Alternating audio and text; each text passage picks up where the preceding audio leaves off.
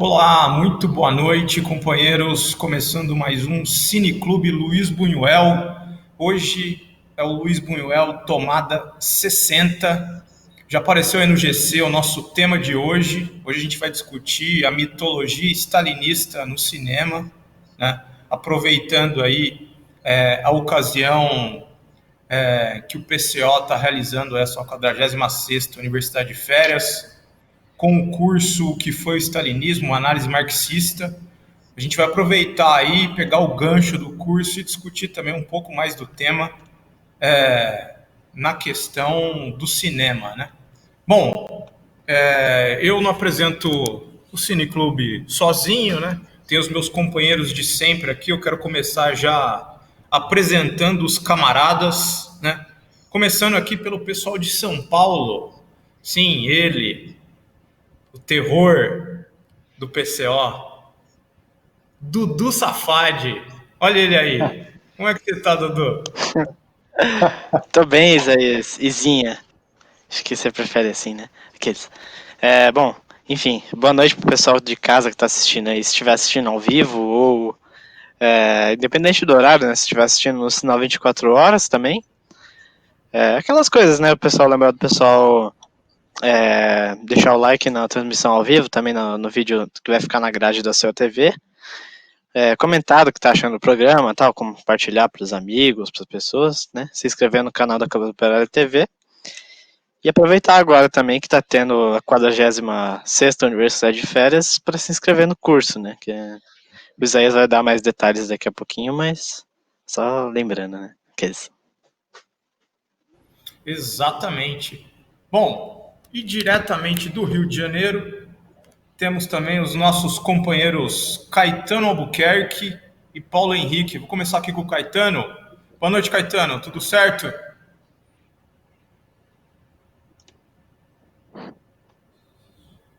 Sem áudio, Caetano. Acho que falta dar aquela ativada aí no. Tá dando pra ouvir? Isso, agora sim. Boa noite aí, camaradas. Boa noite, pessoal assistindo.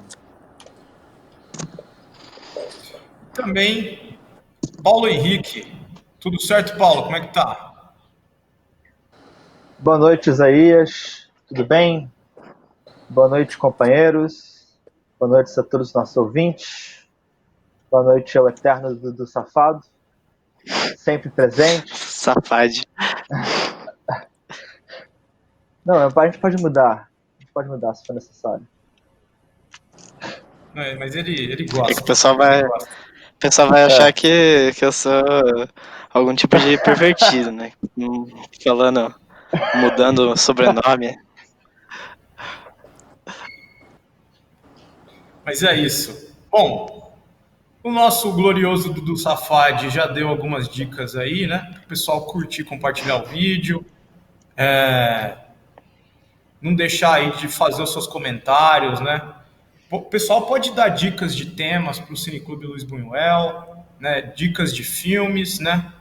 Também é importante, uma outra questão, né? O pessoal, para ajudar a manter e fortalecer o nosso canal, né? O pessoal também pode se tornar membro do canal, né?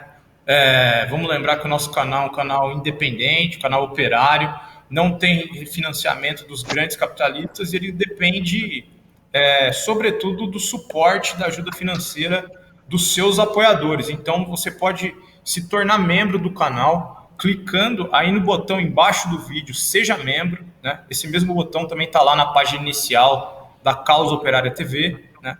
E tornando-se membro, você se torna um apoiador regular, sistemático da Causa Operária TV, né? O plano mais baixo, mais barato do membro é R$ 7,99, então você pode aí ajudar a Causa Operária TV a se manter, a crescer, a se incrementar do ponto de vista técnico, material, por apenas R$ 7,99, baratinho, e você contribui aí para o fortalecimento do nosso canal.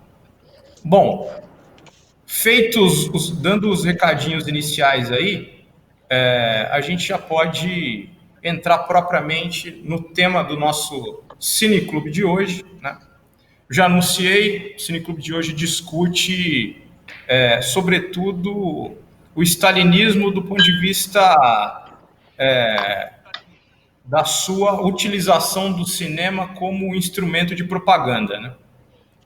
A gente selecionou aqui um conjunto, eu diria, reduzido, mas bastante ilustrativo, da forma pela qual o stalinismo se valeu do cinema para os seus próprios fins, né? Fins políticos, de manutenção da dominação, enfim, de combate aos seus inimigos e assim por diante, né? A gente vai ver aqui os filmes, a gente vai abordar daqui a pouco propriamente os filmes, né? Mas já é bom a gente deixar claro que o stalinismo como um fenômeno contra-revolucionário, né? Ele, do ponto de vista artístico, ele gerou ali algumas graves repercussões, né? A gente vai ver, por exemplo, a gente vai citar um filme, por exemplo, do Eisenstein, que é um dos cineastas mais inovadores da história, né? E digamos assim, o destino do filme que a gente vai analisar, eu acho que a gente poderia até já, talvez, começar por ele, mostra um pouco do que significa aí o stalinismo para a arte, né? Porque o filme que a gente vai analisar aqui do Eisenstein, para começar, né, para dar início ao jogo, é o filme que, na sua tradução em português, aí tem algumas variáveis, né? Eu encontro a tradução dele aqui, por exemplo, como Traição na Campina, né? Ou então também Os Prados de Beijing, é uma outra tradução recorrente. Estou falando de um curta-metragem do Eisenstein, né? Do Sergei Eisenstein, grande cineasta aí, inovador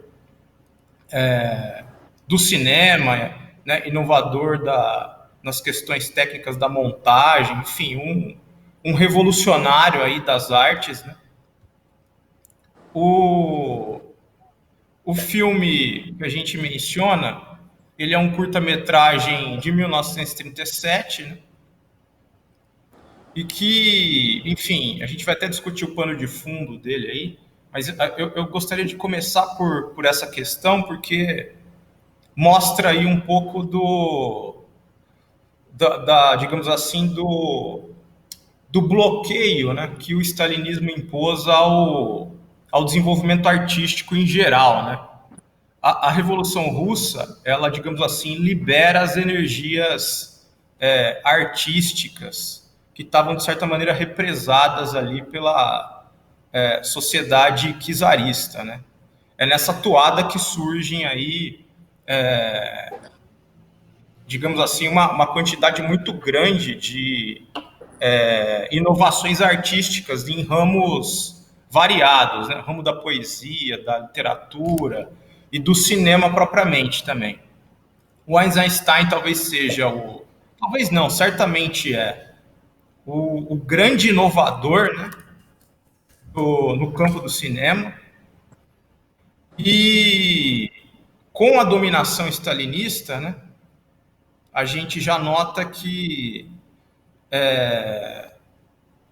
surgem aí alguns problemas, né? O Prado de Beijing, que é esse curta que a gente está analisando aí hoje, para vocês terem uma ideia do que eu estou querendo dizer, né?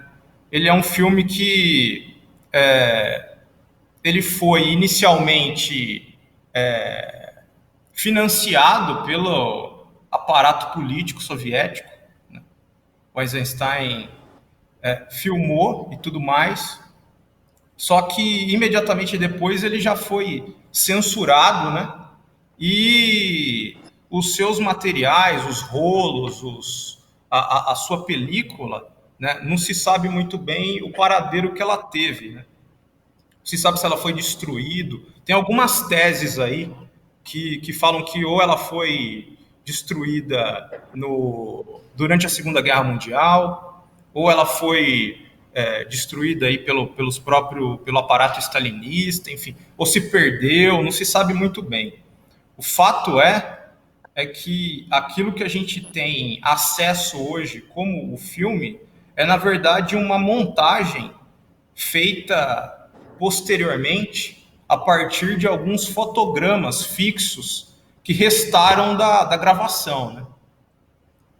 Então, é um negócio assim, qual que é a conclusão que eu queria chegar, né? A gente está tratando aqui de um dos maiores cineastas, um dos maiores inovadores da arte, do gênero, e esse episódio, né, esse filme retrata um pouco do destino ou do tratamento que uma figura como essa, né, recebeu do regime stalinista, né? Queria ver aí se os companheiros têm algum comentário a fazer sobre essa questão, enfim, ou se a gente já pode entrar propriamente no enredo do filme. Que o Eisenstein... Pode falar, Caetano. Acho que deve ter algum delay de áudio, mas tudo bem. Eu queria falar que o Eisenstein, ele... Né, assim, o Caetano provavelmente ele vai falar sobre um caso mais interessante, que é o caso de perseguição, né, dos outros membros da produção. Mas eu acho que uma coisa interessante na questão desse filme é o fato de que o Eisenstein, ele não só aceitou a censura desse filme, o ataque, como ele também se culpou, né? Ele deu uma carta, ele fez uma meia-culpa pública, sendo que, na verdade, a culpa era de um erro político dele mesmo, que ele estava errado, não sei o quê. Acho que é uma coisa interessante de se perceber sobre Eisenstein, né? Pelo visto, ele fazia isso bastante. Ele tomava responsabilidade pelo seu trabalho até nesses pontos de ataque. Bom, talvez seja bom, antes de começar a explicar a história do filme, o enredo, colocar também o ponto de fundo político que estava acontecendo, né? Como o Isaías falou, Os Prados de Beijing ele foi financiado por um órgão estatal, né? E ele foi financiado como uma propaganda política, né? Que estava acontecendo, uma política que o Estado soviético estava tomando na época. Quem está acompanhando o curso da Universidade Marxista, né? A gente teve a quarta aula, ela foi justamente sobre a implementação da NEP, né? Da Nova Política Econômica, ali no pós-guerra civil na União Soviética. E essa política, ela, sem me estender muito, né, ela buscou aí uma restauração, né, uma certa do capitalismo na Rússia, né, para impulsionar aí a produção de alimentos por parte dos camponeses, né, visando através dos camponeses verem uma possibilidade de conseguirem ganhos, né, eles produzirem mais, né, diferente do que estava sendo feito com o comunismo de guerra. Bom, isso foi o que a gente viu na aula, né? O filme ele vai tratar de uma outra política que foi adotada em resposta às consequências da NEP, né? Que é um fator também do stalinismo, que é esse zigue-zague político, né? O próprio filme do Eisenstein, ele sofreu desse zigue-zague, né? Porque ele, durante as filmagens, houve uma mudança de política do partido e o filme teve que ser refeito, né? Desde o roteiro, que criou vários problemas.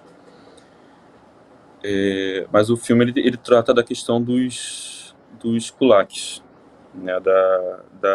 E da coletivização forçada, né? Que são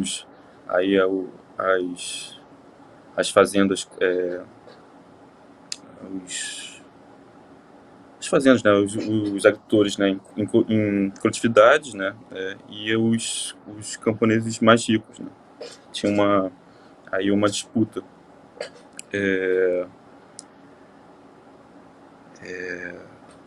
da política seguida no campo, né.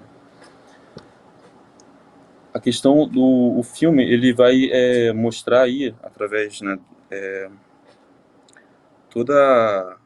vai estigmatizar, né, os kulaks, né, que eram os fazendeiros mais ricos, em virtude da coletivização forçada, né.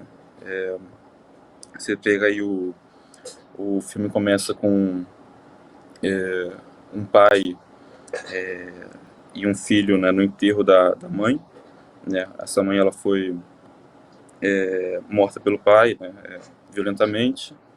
Ele é um kulak, né, um agricultor rico, que se opõe, né, ao trabalho coletivo.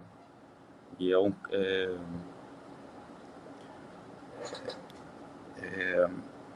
um exemplo de um vilão, assim, né? Você vê a coisa... ele é realmente uma figura bem maléfica, assim.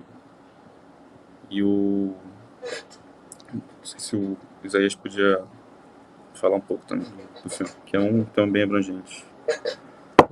Eu tô me confundindo um pouco também com o Terra, que eu vi mais recentemente.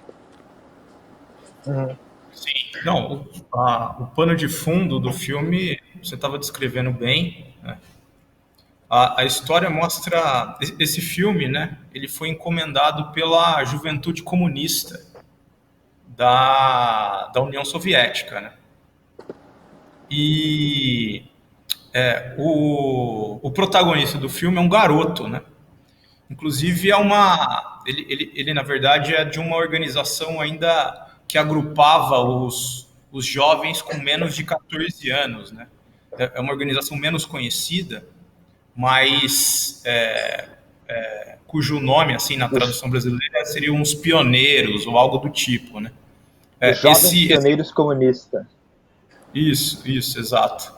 E esse jovem, ele é um membro dessa organização, dá para ver porque ele tem um lenço que ele usa no filme, que é um lenço utilizado por esses jovens dessa organização de juventude do Partido Comunista, né? E o jovem, ele é uma espécie de fiscal, né, da luta ali contra os kulaks, né, os camponeses ricos. O Caetano mencionou aí, o filme ele tem justamente esse pano de fundo, né? O filme ele foi filmado ali entre 35 e 37, mas ele retrata a época da coletivização forçada, né? Assim, foi uma verdadeira guerra civil ali dentro da Rússia, que opôs os camponeses ricos ao conjunto ali do governo soviético, né? Que de fato ameaçou o Estado operário soviético ali, ameaçou com uma restauração capitalista, porque um dos graves erros ali, um dos muitos, né, da burocracia stalinista foi que eles mantiveram a política da NEP, né, a política de favorecimento dos camponeses mais abastados, enfim, dos setores capitalistas, por mais tempo do que deveriam, né? E, ao mesmo tempo, eles não fizeram os investimentos necessários nas áreas de indústria e planejamento econômico, né? Então, assim, se criou, digamos assim, um desequilíbrio econômico muito grande, né? E isso estourou no final dos anos 20 e para tentar, digamos assim, corrigir aos 45 do segundo tempo os problemas do Estado, a burocracia stalinista, né? E Stalin lança ao mundo aquela política que ficou conhecida como de coletivização forçada, né? E isso aí abre uma guerra com os kulaks. O filme do Eisenstein mostra, como o Caetano mencionou, o kulak como um inimigo ali, né? E o jovem, né? Porque no final das contas, qual o conflito, né? O pano de fundo geral né? O kulak como inimigo, né? e o jovem como um grande defensor do regime soviético, mesmo em contraposição à sua própria família, né? Porque no filme, o que fica, digamos assim,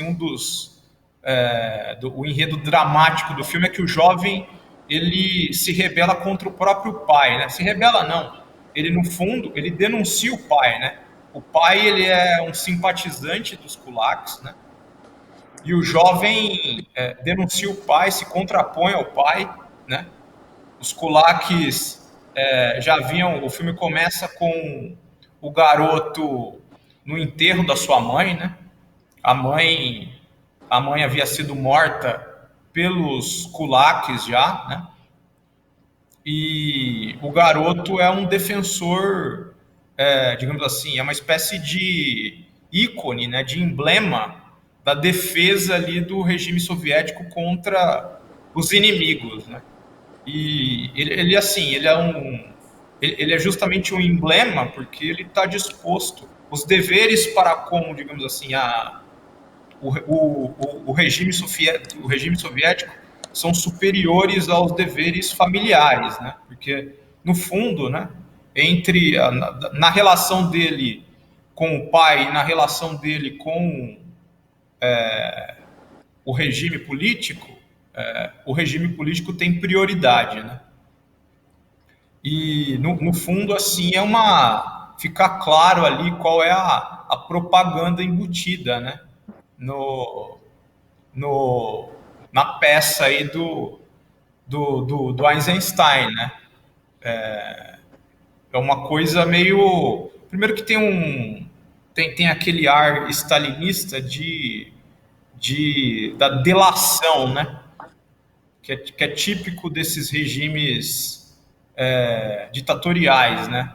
Tem muito apelo à delação e tudo mais, né?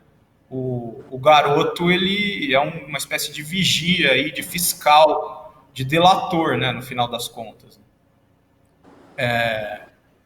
Enfim, no final das contas, eu acho que basicamente esse é o ponto. Não sei se os companheiros gostariam de acrescentar mais alguma coisa. Eu queria eu gostaria só de... tentar... Tá, falei. Fale, Quetzero, por favor. Fala primeiro. Eu ia falar do ponto que você tinha aberto antes, da censura, né, pós-lançamento do filme, né? Que o filme não teve uma vida pessoal assistir e tudo mais. Ele foi censurado assim que foi lançado. E o Eisenstein ele foi colocado aí para parar de fazer filme, né? Ele foi colocado aí para só ensinar, né, lecionar para a escola de cinema durante um tempo. Boa parte da equipe também que produziu o filme ele sofreu perseguições, né? Alguns operadores aí chegaram a sumirem, né? Desaparecerem. E assim, uma coisa que não ficou muito claro para mim qual foi exatamente a questão, né? Eu não sei se o filme ele denunciou muito forte aí uma política extremamente errada, né? De escolarização forçada naquele momento, né? Como o Zé falou, de você obrigar os camponeses a irem para fazer coletivas ameaçando eles de fuzilamento, esse tipo de coisa. Também tem uma questão que o filme ele ataca bastante a igreja, né? Tem uma parte do filme que uma igreja ela é completamente ali depredada, e já era contra uma política do stalinismo da época que existia uma certa já pacificação, né, da relação do partido com a igreja ortodoxa.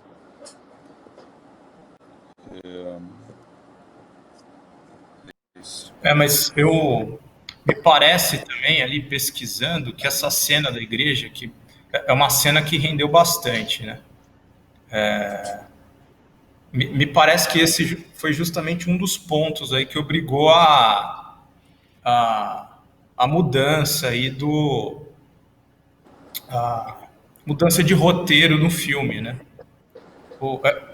Essa cena aí, é bom a gente explicar, é uma cena bem iconoclasta aí, porque lá pelo meio do filme, né, os kulaks, eles se encastelam dentro de uma igreja, né? Já está rolando o conflito entre os kulaks e os membros dos kolkhozes, né, das fazendas coletivas, né, que já são frutos da coletivização. E os membros dos kolkhozes expulsam os kulaks, né, e eles invadem a igreja e eles depredam a igreja, né? Retiram os monumentos, enfim, os ornamentos da igreja e coisas do tipo, né? É uma cena assim bem radical mesmo, né? E me parece que esse foi um dos problemas mesmo do filme, assim. Me parece que já era algo assim muito revolucionário para a burocracia stalinista, né?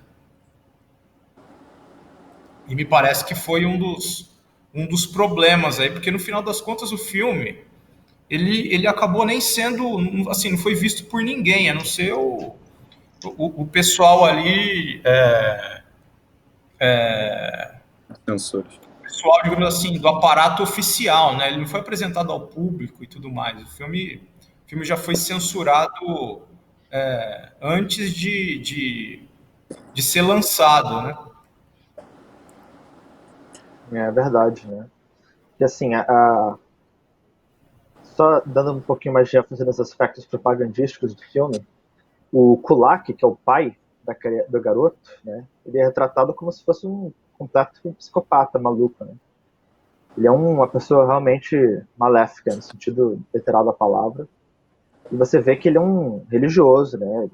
Ele até lê para o filho, ele lê para o filho uma passagem que está na Bíblia, não sei se está na Bíblia de verdade, né? Mas é uma passagem sobre como aqueles que traem os pais são mortos que nem cachorros, é uma coisa assim. E você vê que Eisenstein, ele foi bem forte contra a religião. Pode muito bem ser esse o ponto mesmo. Porque, assim, o filme, ele segue a linha propagandística bem até, assim, nessa questão de campanha contra os kulaks. Né? Você ia falar uma coisa, Caetano? Eu ia falar um pouco, já amarrando junto com como a gente começou, né? Porque o Eisenstein é um cineasta aí extremamente, né, competente. Ele construiu aí a linguagem cinematográfica, né? Boa parte que a gente conhece aí de cinema de montagem e tudo mais, e da vanguarda, né? Isso. O filme ele é muito rico em símbolos, né? Foi falado do caso da mãe também, você percebe que ela está simbolizando ali a própria Rússia, né? A criança, né? O protagonista são as novas gerações, né? Que vem, é o futuro. Então, nesse sentido, o Eisenstein é muito competente mesmo. O filme inteiro ele é feito também. O filme inteiro ele é feito em imagens, né? Ele, assim, pela versão do filme que eu vi, não sei se você viu o Caetano diferente, acho que a gente viu a mesma, porque se você quiser encontrar, você que está vendo, é só você procurar, a gente pode botar um link mais tarde, pro vídeo do YouTube que tem, que é esse filme que a gente está falando. E se você for ver, eles são apenas imagens, eles não são uma filmagem como a gente está pensando que ela é. São imagens postas e em sucessão. O que restou, né, do filme. Mestria. É o que restou do filme. E eu acho interessante dizer que o filme ele foi provavelmente encomendado baseado nessa história, né? Ele é baseado numa história real de um evento desses que aconteceu na vida real, né? Que foi imortalizado pela propaganda stalinista, que é de um garoto, né? O chamado Ivan Turgenev, que ele fez exatamente isso. O pai dele era kulak, ele delatou o pai para a mídia stalinista, para as autoridades stalinistas, e que era um gulag nessa época, e então a família matou a criança por causa disso, né, em 32. Aí isso virou como se fosse um mito popular, virou uma história super imortalizada. Assim, ele virou um martir, né, desse movimento jovem. Só uma correçãozinha, Paulo. Na verdade, a história é baseada na história, né? Uma história bastante conhecida na época. O nome do garoto não era Turgenev, não. Era Pavlik Morozov. Né? O Turgenev é um grande escritor russo do século XIX, e o título do filme, né? O Prado de Beijing, é tirado de uma das obras do Turgenev. Sim, é verdade. Tá escrito aqui até. Eu que li rápido. É verdade. É, na verdade, baseado numa história que ele escreveu sobre esse evento que eu contei.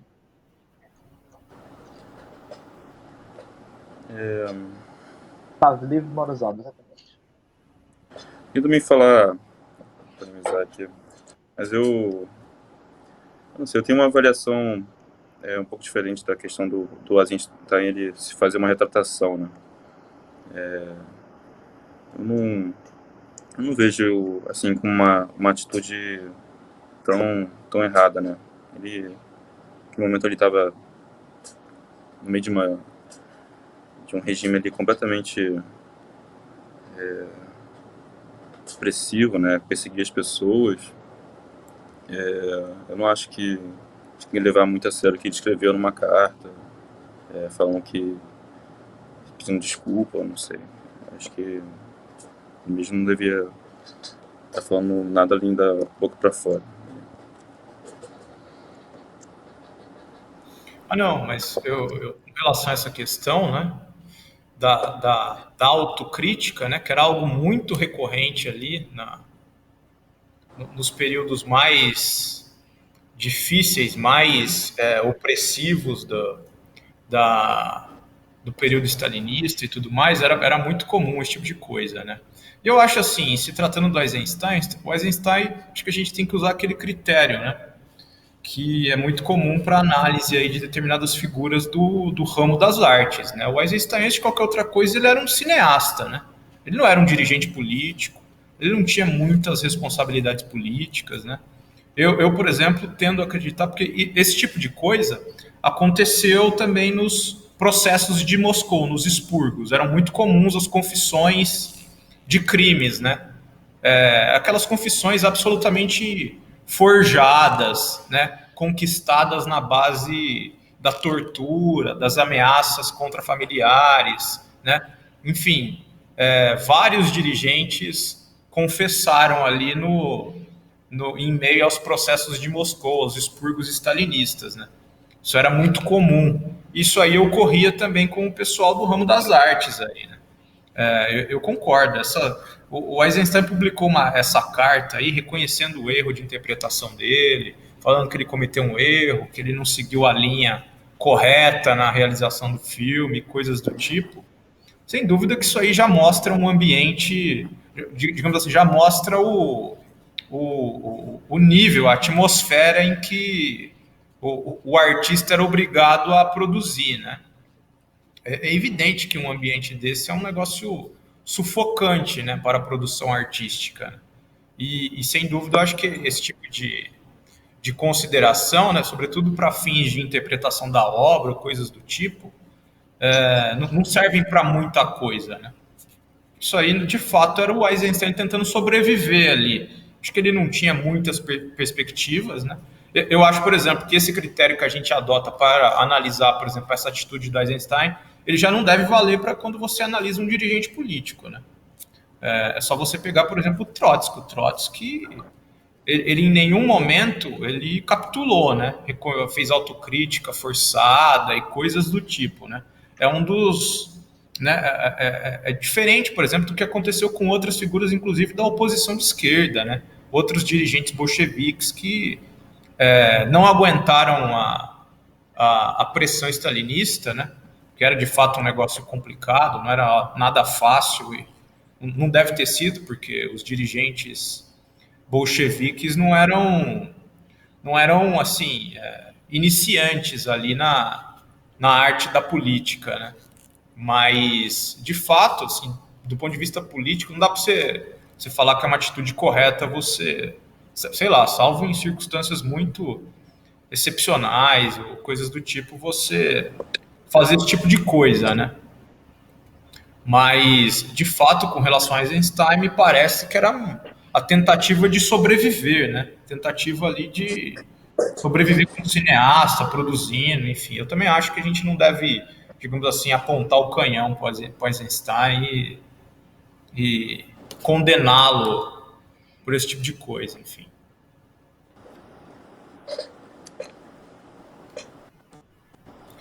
Bom, companheiros, falamos bastante aqui do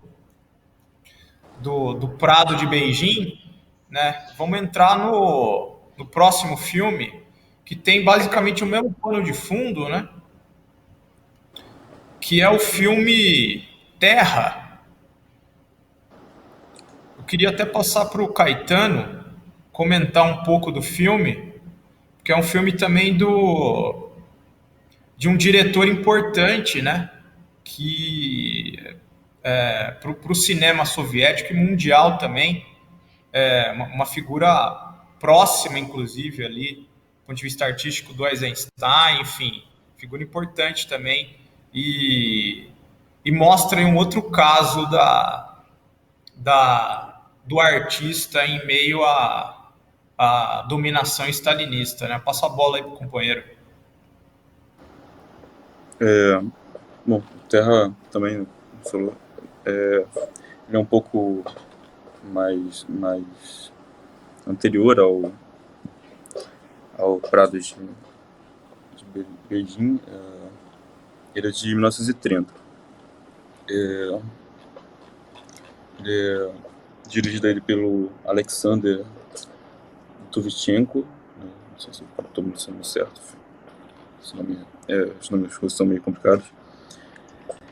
Mas, assim, a história, ela gira em torno, né, desse pano de fundo, né, da coletivização forçada, né? Você tem ali o início, né? Você vê um senhor num leito de morte, né? E ele tá falando como ele trabalhou a vida inteira no campo, como é um trabalho árduo. E o personagem principal, né, que é um jovem, ele é um membro aí do partido, militante do partido, vendo o senhor morrer, ele vê a importância de mecanizar, né, a produção, né, das terras coletivizadas, né, que ele trabalha, e ele compra consegue um trator, né, para ajudar. E aí o filme mostra, né, como ele é bem claro nisso, né? Ele passa várias cenas mostrando como a máquina facilita o trabalho, né, no campo. E tem um outro personagem, que é um kulak, e ele começa a olhar aquilo ali com um certo medo, né? Um certo temor de que aquilo tá dando certo, né? Aquele projeto de coletivização. E, após um dia de trabalho, o filho do kulak, ele assassina o jovem lá, militante do partido, o jovem camponês. Isso gera no pai dele, assim, uma forte revolta, né? E ele decide enterrar o filho sem nenhuma cerimônia religiosa, né? Ele diz que ele quer que seja uma procissão, né? Onde as moças da aldeia, né? Da vila, elas cantem canções sobre o futuro. E, bom, aí você tem toda uma montagem, assim, que mostra meio que a catarse, né, do assassino, né, ele olhando aquilo ali, meio ele começa a ter um surto até, assim, e confessa o crime, ao mesmo tempo, né, que outro jovem ele faz um discurso sobre os avanços da União Soviética, a modernização, a importância da modernização, e um discurso até, tem uma hora que ele fala do Stalin, né, meio escondido, assim, ele fala meio, se não me engano, ele fala sobre os cavalos de aço, né, sendo que Stalin em russo é aço. Mas é mais um exemplo aí da propaganda stalinista, né? Que também o processo, né, de politização forçada não foi assim, né? É uma peça de propaganda, mas é feito também por um outro grande cineasta, acho que vale a pena. Esse filme também ele é o terceiro de uma trilogia, né? Acho que o outro é Arsenal e o outro não esqueci o nome. Svenigoda. Bom, não sei se mais alguém quer comentar alguma coisa sobre o filme.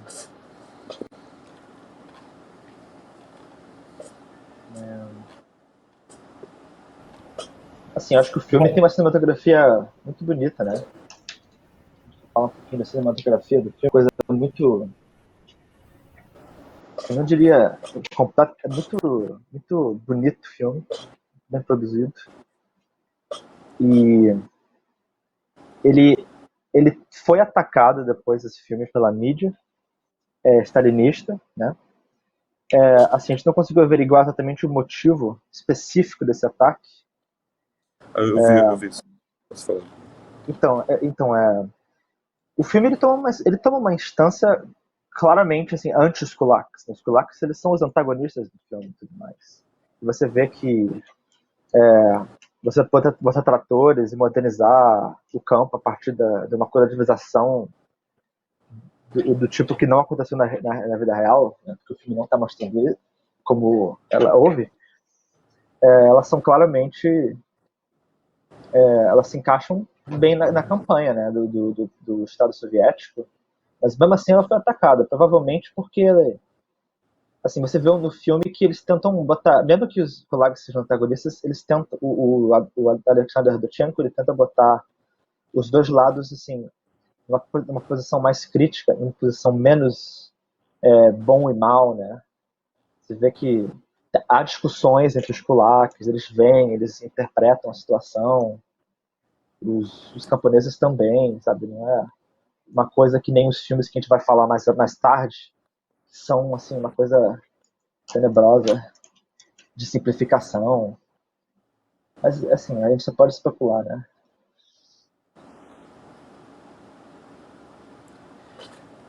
Eu cheguei a dar uma olhada nessa questão da repercussão que o filme teve. Parece que a questão foi que, como ele foi feito ali durante o período da coletização forçada, teve uma certa reclamação de que o filme ele denunciava demais, né, a política ele botava muito em foco, porque tinha uma disputa, né, dos kulaks, até dentro do partido, né, contra os favoráveis à coletivização. E você tinha ali peças, né, de propaganda dirigidas a atingir, né, e ganhar as pessoas para determinada opinião, né. Mas parece que essa o pessoal não gostou porque denunciou muito bem o antagonismo, né, entre as duas classes.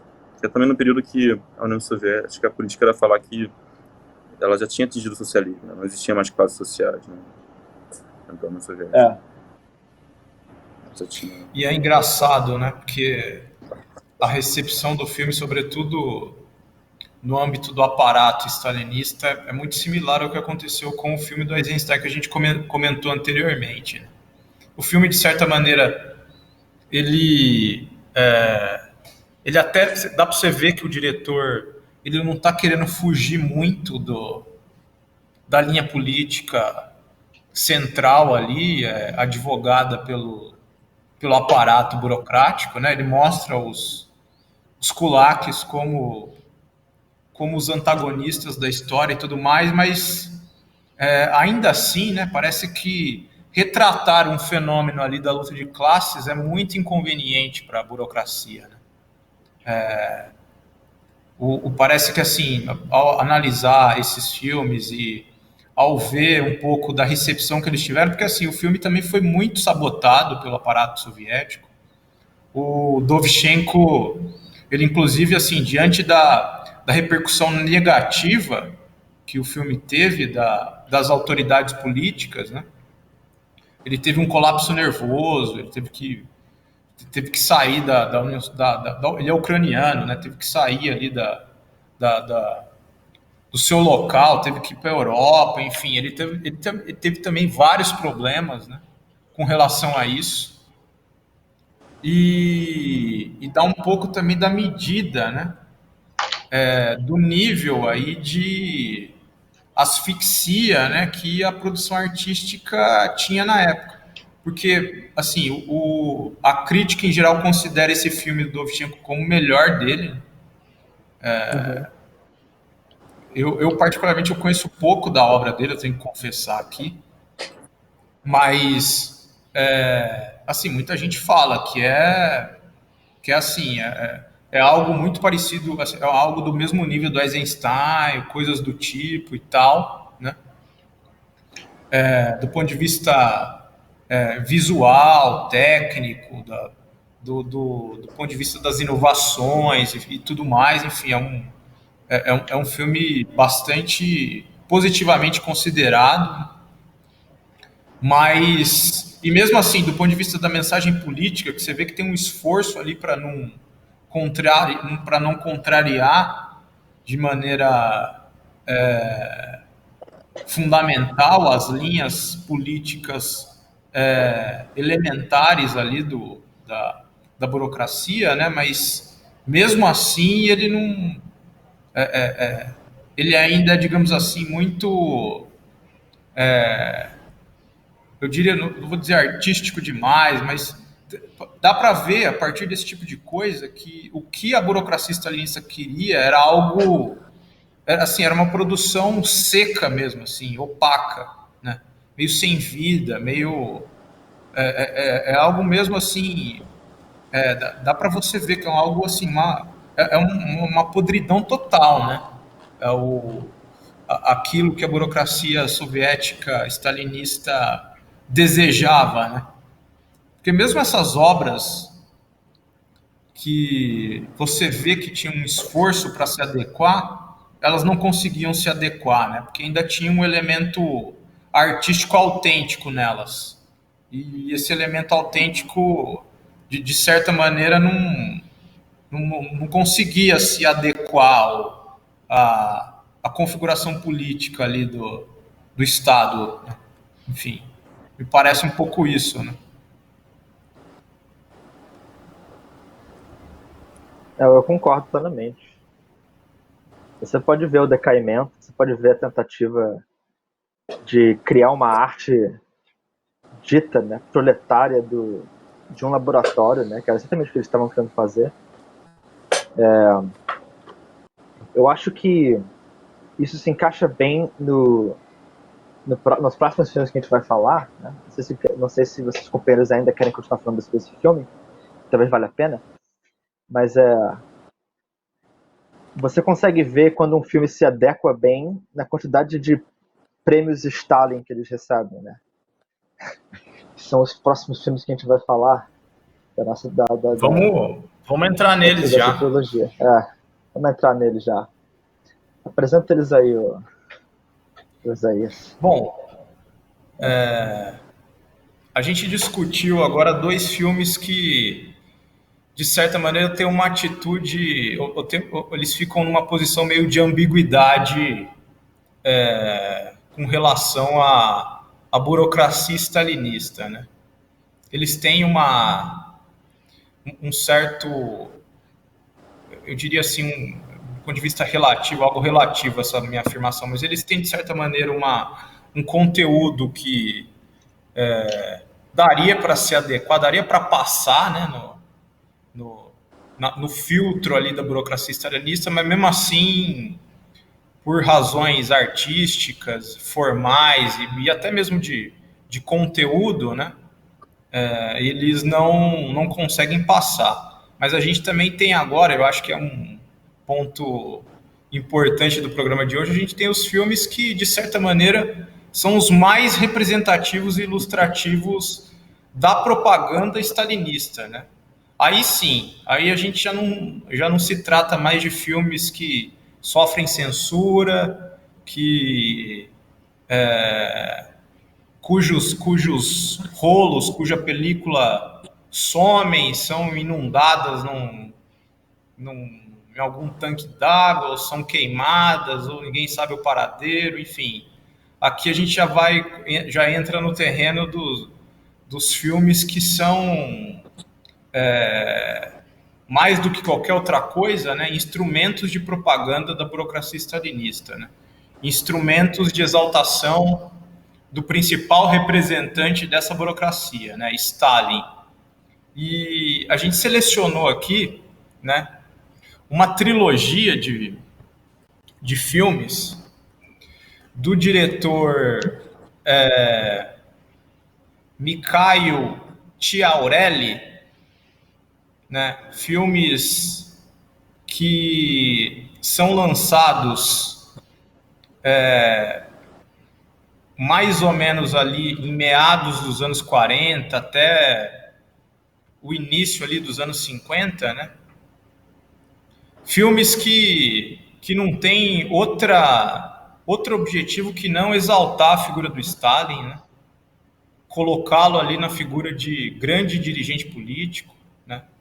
Como o sucessor do Lenin, né? Filmes que apagam figuras absolutamente fundamentais da história da Revolução Russa, como Trotsky, né? Enfim, coisas desse tipo que vão aparecer aí nos nossos comentários. Bom, eu queria começar, companheiros. Embora esse filme não seja cronologicamente o primeiro do ponto de vista do seu lançamento, né? Mas do ponto de vista do seu enredo, ele é o cronologicamente primeiro, né? Eu estou falando aqui de um filme chamado O Ano Inesquecível de 1919, né? Do Mikhail Chiaurelli. É um filme que retrata aí a história de um dos episódios da Guerra Civil Russa, né? Aquele período ali pós-conquista do poder pelos bolcheviques, no qual a Rússia soviética ela é atacada por todos os lados por 14 exércitos estrangeiros, né, que dão suporte para o exército branco no interior da Rússia. Então, esse filme ele retrata aí o episódio do cerco à cidade de Petrogrado, né, que é a cidade central ali, né, a cidade símbolo, reduto dos bolcheviques na Rússia, né. Foi a cidade ali na qual os bolcheviques tomaram o poder, né, em outubro de 17. E o filme mostra aí o cerco dessa cidade pelo exército contra-revolucionário branco, né, dirigido pelo general Yudenich, né, famoso general do exército branco, né. O exército branco, na ocasião, ele está apoiado pelas tropas inglesas, né. O Churchill aparece no filme, enfim, dando apoio aí ao ataque, né? E, enfim, o filme mostra a cidade de Petrogrado sofrendo, né? Prestes a ser derrotada, né?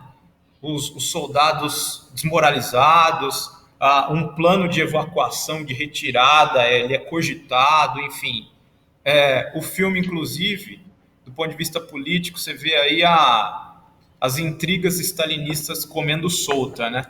O filme mostra, é um dos aspectos mais interessantes do filme para analisar a falsificação stalinista da história, né? O filme mostra, por exemplo, que dentro do Exército Vermelho tem traidores, né? Traidores que ajudam aí o Exército Branco e tudo mais, né? E o filme, ele coloca como um dos traidores, né, o Zinoviev, né? que foi um dirigente bolchevique importante, né? No final das contas, ele também cometeu ali alguns erros, né, na ascensão da burocracia stalinista, né? Se a gente pegar aí o histórico do Zinoviev, né, logo depois da morte do Lenin, ele se alia ao Stalin, né, na luta contra o Trotsky e a oposição de esquerda, né? Mas depois ele rompe depois, né? Logo em 25 ele rompe o acordo que ele tinha com o Stalin e se junta à oposição de esquerda, né? Em 26, inclusive, o pessoal forma a oposição unificada, né? Com a adesão do Zinoviev, o Kamenev, e depois, posteriormente, ele capitula, enfim, e vai terminar vai terminar aí como muitos dos dirigentes da velha guarda bolchevique, vai terminar sentado aí na cadeira dos réus nos processos de Moscou e tudo mais. Mas aí você vê que a propaganda stalinista, ele já coloca o Zinoviev como um traidor, né? Ali em plena Revolução Russa, em plena Guerra Civil, né? Como um aliado do Exército Branco, do imperialismo inglês e coisas do tipo, né? E o arremate final da história, né, é o seguinte: Petrogrado cercada, Petrogrado prestes a ser derrotada pelo Exército Branco, e eis quem que surge para salvar a pátria, né? Ele, inclusive, olha, ele surge no seu glorioso trem blindado.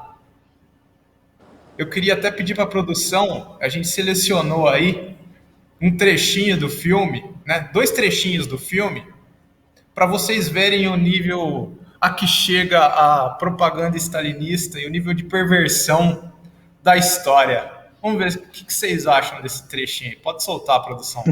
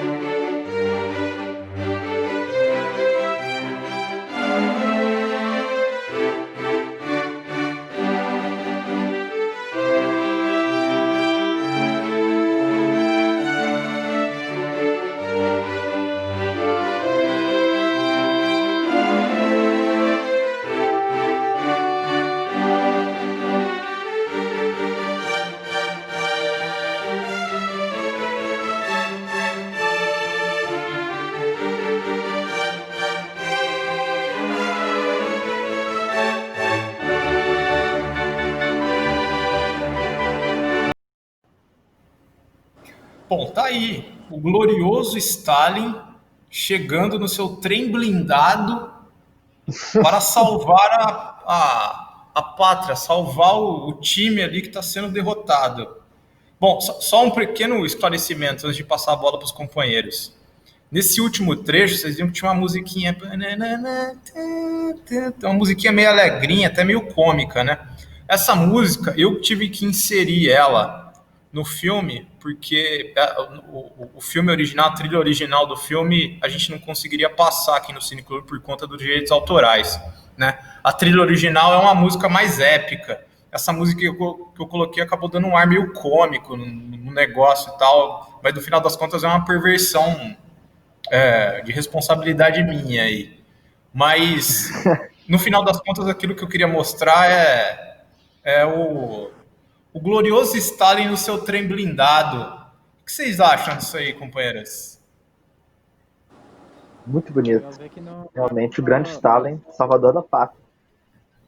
Não era Você só o vê, Stalin né? que fazia. Opa, não era só o Stalin que fazia a perversão de. Não era só o Stalin que fazia a perversão de imagem, era o Isaías, né? Você vê que os vídeos da COTV é ele que. Enfim, você vê que na primeira cena é muito descarado, assim, sabe? Também, pra época, não tinha muita. Não devia ter muita tecnologia, né? Para os caras conseguirem dar uma disfarçada boa, mas você vê ali uma margem em volta do Stalin, assim, você vê que com certeza ele não tá no trem. E um negócio assim, ficou meio mal feito, mas também não pode exigir muito da qualidade da época, né? Ah, não, mas ali no caso era um filme de ficção, né? Aí os caras meteram, colocaram o ator ali pra, né? Pra quem, a gente tá falando do trem blindado aí, né? Mas é bom também a gente falar de uma de todas, né? Porque a gente tá supondo que todo mundo sabe da história e tal, mas o famoso trem blindado do Trotsky, né? Era o trem que o Trotsky percorria a Rússia durante a Guerra Civil, o Trotsky que organizou o Exército Vermelho e tudo mais, né? Mas aí você vê que no filme, o grande organizador do Exército Vermelho, né?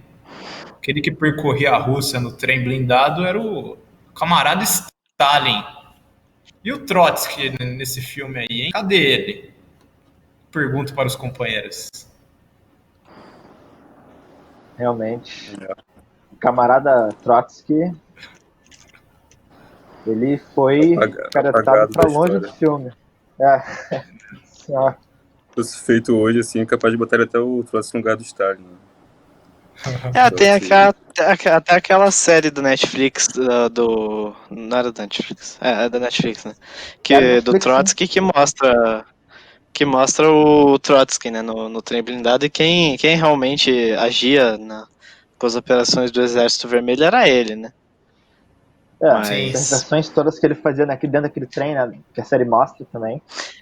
Que tinha a militante lá do Partido Comunista, que eles colocam que ela não era militante do partido, mas mais uma prostituta, né? Então, é uma perversão de tipo similar, né? Da história. Porque essa trilogia tem muitos. Isso é uma coisa em comum em todos os filmes da trilogia, eu acho. Eu não vi esse porque acho que ninguém viu esse específico, o Ano Inesquecível 1919, porque ele não existe na internet. Ele só existe em chinês e em russo. Se vocês souberem ler, eu recomendo que vocês procurem e vejam essa língua. Né? Mas nos outros dois filmes, que é O Voto e A Queda de Berlim, a história é mais ou menos essa. Stalin, quer dizer, tem alguns camponeses, não sei que eles fazem as coisas, mas geralmente alguma situação ruim acontece, né? No Voto, que é o primeiro filme da trilogia de 1946, Lenin morre e os mesmos culpados, né, Zinoviev, Kamenev e Bukharin, eles tentam fazer um golpe no governo da União Soviética, né, e Stalin aparece para salvar o dia e industrializar todo o país. Na verdade, a história do voto é interessante, eu vou voltar para ela. E na queda de Berlim, a situação é similar. Os camponeses estão lá, vivendo a vida, então acontece uma invasão da Alemanha na Segunda Guerra Mundial, e Stalin acaba salvando toda a situação porque ele é um monstro estrategista, ele é uma criatura assim, impensável, realmente uma figura única na história humana, né? Eu falo de brincadeira, na verdade, para ficar claro. Na questão do filme O Voto, eu acho que é interessante isso, a questão dos camponeses, né? Como os camponeses, eles são sempre postos como se eles fossem os filhos do Estado, né? Assim, tem várias situações onde você vê os camponeses, os outros cidadãos, assim, do Estado soviético, eles tendo que falar com o Stalin para ver se eles podem beijar a namorada. Eu posso beijar minha amante aqui na sua frente? Aí o Stalin, ele dá o aval, e aí eles podem. Ou então, tipo, tem no Queda de Berlim, o camponês principal, né? Na verdade, não é camponês, ele é trabalhador de fábrica, ele é operário, ele não é camponês, mas é numa cidadezinha bem no fundo do campo, né? Ele é chamado para encontrar o Stalin, né? Porque a fábrica dele teve reportes muito bons, então ele vai ganhar um prêmio do Stalin. E o supervisor ele dá a notícia para esse operário, que é o personagem principal, né, o Alexei Ivanov, que ele vai encontrar com o Stalin lá em Moscou. E ele é, claro, super... Não posso. Não tem como falar com o Stalin, né? O que eu posso falar com o Stalin? Eu não consigo, eu não sei... Quando encontrar o Stalin, eu vou parar de falar, não vou conseguir falar nada. Aí o supervisor, né, o burocrata, né, da fábrica, ele fala pro operário: você não falará, você só ouvirá e ficará mais esperto, seu homem sortudo. É uma coisa muito bonita, né? Muito bonito nesse filme. A questão de como esse filme da Queda de Berlim ele apresenta todas essas questões, né, que a gente apresentou já acho que na primeira aula do nosso curso marxista, sobre o stalinismo, a gente já rebateu, né, alguma dessas questões aí sobre o Stalin como grande estrategista da Segunda Guerra, como o homem que derrotou o fascismo, né, como grande líder econômico da Rússia, da União Soviética, né, que industrializou tudo em 5 anos. Então, é justamente o que esses filmes tentam recriar como história, né? No Voto, por exemplo, eu estou falando um pouquinho do Voto, que eu acho interessante do Voto, que é assim, o Voto é sobre a época de 1924, né? Você tem um camponês que ele tem que entregar uma carta, ele fica encarregado de entregar uma carta pro Lenin, né, para informar que os kulaks, esse filme é de 1946, mas se passa em 24. Esse camponês tem que entregar essa carta a Lenin para dizer que os kulaks estão espalhando miséria, fome, que os kulaks são maléficos, tem que ser cuidados, né? Então os kulaks acabam matando esse camponês e acaba ficando para sua esposa, né, o trabalho de entregar essa carta para o Lenin. Ela consegue escapar, né, desse campo e ir para encontrar com Lenin, só que quando ela chega na cidade grande, Lenin morreu, né? E tem várias cenas onde o Lenin ele tá trabalhando junto do povo, né? Você tem, sei lá, o povo na cidade está levantando umas toras, assim, aí o Lenin vai lá, não, deixa eu ajudar você. Aí o Lenin vai lá e pega a tora, aí vem as babushkas, sabe, as velhas mães, as vovós, né? Olha, minha querida, aquele é o Lenin, sabe? É uma coisa assim bem, né, como você esperaria. E enquanto acontece isso, o Lenin morre, Stalin assume o poder, e assume o poder não, na verdade, ele fica bem forte dentro da burocracia, e acaba tendo esse golpe do Zinoviev, do Bukharin, do Kamenev, né? E acaba que essa camponesa, ela tem que entregar a carta não do Lenin para o Stalin, que é o verdadeiro sucessor de Lenin, e tudo mais. É uma coisa assim muito escatológica até, né? Se você pensar um pouquinho da história russa. Nesse filme em particular, né, o fundo político é que o Lenin passa o bastão para o Stalin, né? Tem uma cena no filme, que é uma das cenas principais, que é a cena na qual o Stalin, no funeral do Lenin, ele é o grande maestro ali do funeral, o grande orador do funeral, né? Isso aí, assim, tem até um ponto, o único ponto de verdade nisso tudo aí é de que o Trotsky não aparece, né, no funeral, não. E de fato o Trotsky não compareceu ao funeral mesmo porque os caras fizeram uma jogada lá para deixar o Trotsky de fora, né? O Trotsky tinha ido se tratar de alguma doença numa cidade distante, aí, que era algo comum, né, que o pessoal fazia, enfim. E o pessoal não avisa o Trotsky de que o Lenin tinha morrido e de que o funeral dele ia ser em tal dia, né? Aí, assim, não avisaram deliberadamente. E aí, no glorioso funeral lá, quem assume a pompa é o Stalin. Do ponto de vista real, também não foi assim que aconteceu, né? Do ponto de vista real, se analisar lá como foi, Zinoviev, Kamenev, todos fizeram a sua intervenção no funeral e tudo mais. Agora, o filme mostra o Stalin como o orador único ali, o domador das massas, né, e coisas do tipo. Exatamente. Ele pede para o povo da União Soviética prometer que eles vão manter a palavra de Lenin viva. Aí uma das cenas do filme é o povo dizendo, sim, eu prometo pro Stalin. Uma coisa muito engraçada, cara. Sim, sim. Não, como o próprio Paulo já tinha dito, né? Os filmes da trilogia, ele tem algumas características comuns, né? Em todos eles, o Stalin aparece como o grande sucessor ali do Lenin, né? Todos eles, assim, né? Como grande estrategista, como o grande dirigente político, o grande orador, né? A figura mais popular de todas, enfim, falsificações e mais falsificações. Companheiros, nós já estamos chegando aqui no nosso limite de tempo, né? A gente acabou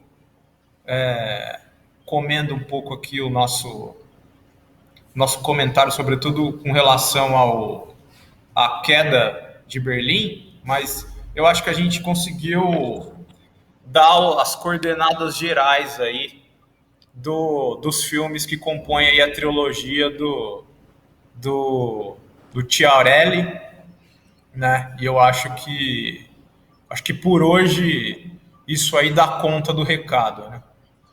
Para quem depois a gente pode botar, para quem quiser acompanhar e assistir os filmes, né? O Paulo disse aí, você encontra os filmes, mas você encontra eles em russo na maioria das vezes, sem legenda em inglês, ou português, espanhol, coisas do tipo, né? Mas para fins de curiosidade, eu acho que o pessoal poderia ver, eu recomendo que o pessoal veja os filmes, porque tem um elemento estético também, né? O Stalin é sempre apresentado assim, principalmente na Queda de Berlim, que é talvez o filme mais suntuoso, assim, esteticamente, mais grandioso e tal. Tem sempre uns planos do Stalin, alguns closes, assim, no qual ele sempre uma figura, assim, muito soberana, né? Mítica e tal, tá sempre muito bem vestido e nunca perde a pose, coisas do tipo, né? É bom pro pessoal ver e tal, e aí a gente coloca depois na descrição do vídeo aí o nome dos filmes propriamente, o link aí pro pessoal ver os filmes e coisas do tipo, né? Lembrando que daqui a pouco, na sequência do Cineclube Luiz Buñuel, tem o resumo do dia com o companheiro Antônio Carlos Silva. Amanhã é dia de análise política da semana, às 11h30 da manhã, principal programa aí da grade de programação da COTV. Bom, vou me despedindo aqui dos companheiros do Cineclube Luiz Buñuel de hoje, companheiro Paulo Henrique, Caetano Albuquerque, Dudu Safadi. Companheiros, muito boa noite, a gente se vê aí na próxima sexta-feira. Boa noite. Boa noite, companheiros. Boa noite. pessoal. É isso, companheiros. Até mais.